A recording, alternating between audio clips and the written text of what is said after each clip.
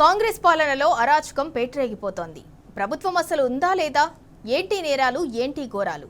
పట్టపగలే నడి రోడ్డు మీద పాశవికంగా హత్యలేంటి? కత్తులతో రౌడీలు చెలరేగిపోతున్నా పట్టించుకోరా?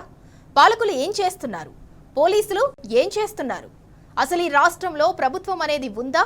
పట్టపగలు ప్రజలు ప్రతీకారాలతో రగిలిపోతుంటే పోలీస్ వ్యవస్థ ఏం చేస్తున్నట్లు? అసలు ఈ రాష్ట్రంలో పోలీసులు ఉన్నారా? ఉంటే ఇలా ఎందుకు రౌడీలు పేట్రేగిపోతారు? రేవంత్ పాలనలో రాజధాని కక్షలు కార్పణ్యాలతో రగిలిపోతోంది.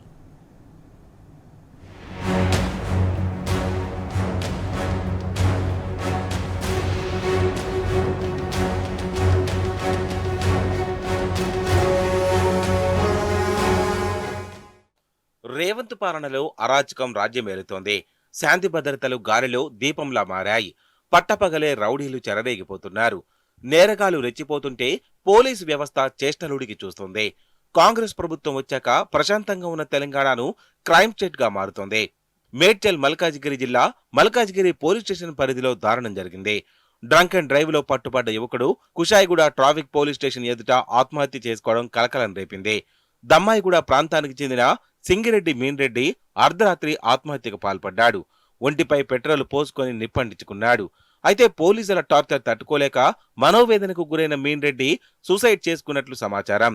డ్రంక్ అండ్ డ్రైవ్ చేసిన సింగిరెడ్డి మీన్రెడ్డి పట్ల పోలీసులు అతిగా వ్యవహరించినట్టు తెలుస్తోంది. అర్ధరాత్రి 2 గంటల సమయంలో కుషాయిగూడ ట్రాఫిక్ పోలీస్ స్టేషన్ వద్ద మీన్రెడ్డి ఆత్మహత్య చేసుకోవడం పట్ల సర్వత్రా విమర్శలు వెల్లువెత్తుతున్నాయి. ఇది ముమ్మాటికి ప్రభుత్వ హత్యనని మృతుడి బంధువులు, కుటుంబ సభ్యులు ఆరోపిస్తున్నారు. కౌన్సిలింగ్ ఇచ్చి వదిలేయాల్సిన యువకుణ్ణి పోలీసులు మితిమీరి వేధించారని చెప్తున్నారు. సంబంధిత పోలీస్ అధికారులపై చర్యలు తీసుకోవాలని డిమాండ్ చేస్తున్నారు.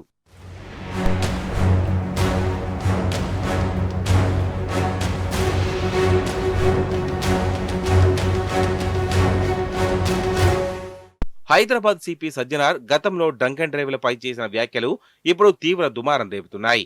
తాగినోళ్లంతా ఉగ్రవాదులంటూ సజ్జనార్ వ్యాఖ్యానించడం పట్ల విమర్శలు వెల్లువెత్తుతున్నాయి.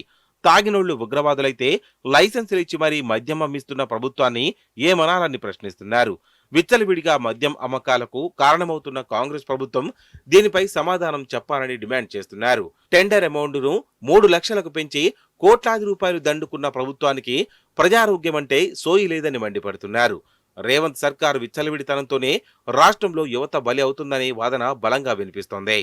మీకు అందరం తెలుసు, డ్రంక్ అండ్ డ్రైవింగ్ పైన మనం చాలా అంటే చాలా ఉక్కుపాదం మోపడం జరిగింది. ఇప్పుడు కూడా నేను డ్రంక్ డ్రైవర్స్ వదిలే ప్రసక్తి లేదు. దాన్ని ఎట్లా ముందుకు తీసుకెళ్లాలని చెప్పి మనము చూస్తాను. అదేవిధంగా మీకు అందరం తెలుసు, డ్రంక్ అండ్ డ్రైవింగ్ పైన మనం చాలా అంటే చాలా ఉక్కుపాదం మోపడం జరిగింది. ఇప్పుడు కూడా నేను డ్రంక్ డ్రైవర్స్ వదిలే ప్రసక్తి లేదు.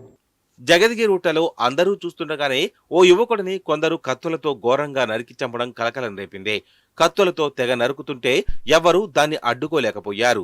పోలీసులు కూడా కాస్త దూరం నుంచి ప్రేక్షక పాత్ర పోషించారు. ఈ సర్కార్ నిర్లక్ష్యానికి అన్యాయంగా ఒక యువకుడు బలైపోయాడు. కత్తిపోట్లకు గురై కన్నుమూశాడు. ముమ్మాటికి ఇది సర్కారీ హత్య అన్న విమర్శలు వ్యక్తమవుతున్నాయి. రంగారెడ్డి నగర్ కు చెందిన రోషన్ సింగ్ ఆటో డ్రైవర్. ఇతనిపై బాలానగర్ పోలీస్ స్టేషన్లో రౌడీ షీట్ ఉంది. జగద్గిరిగుట్టకు చెందిన రౌడీ షీటాల్ బాలశౌరిరెడ్డితో పరిచయం ఏర్పడి స్నేహంగా మారింది. కొంతకాలం నుంచి ఇద్దరి మధ్య ఆర్థిక లావాదేవీలతో పాటు ఓ మహిళ విషయంలో ఏర్పడ్డ విభేదాలతో దూరం పెరిగింది. ఈ నేపథ్యంలో రోషన్ సింగ్ అతని స్నేహితుడు మనోహర్తో కలిసి జగద్గిరిగుట్ట బస్టాప్లో ఉండగా బాలశౌరిరెడ్డి అతని స్నేహితులు ఆదిల్, మహమ్మద్తో కలిసి బుల్లెట్ బండిపై అక్కడికి వచ్చారు. వీరిలో ఒకరు రోషన్ సింగ్ ను పట్టుకోగా బాలశౌరి కత్తితో విచక్షణ రహితంగా పలుసార్లు పొడిచాడు. రోషన్ సింగ్ తో ఉన్న మనోహర్ పరుగులు తీసి ప్రాణాలు దక్కించుకున్నాడు. రోషన్ సింగ్ తప్పించుకునే ప్రయత్నం చేసిన బాలశౌరి వెంటాడుతూ మళ్లీ దాడి చేశాడు. ఆ తర్వాత తన స్నేహితులతో కలిసి బైక్ పై పరారయ్యాడు. గాంధీ దవాఖానాలో చికిత్స పొందుతూ రోషన్ సింగ్ మృతి చెందాడు. నడి రోడ్డుపై దాదాపు 10 నిమిషాల పాటు తీవ్ర ఉద్రిక్త పరిస్థితి ఏర్పడినా పోలీసులెవరూ అక్కడికి రాకపోవడం పట్ల ప్రజల్లో ఆందోళన వ్యక్తమవుతోంది.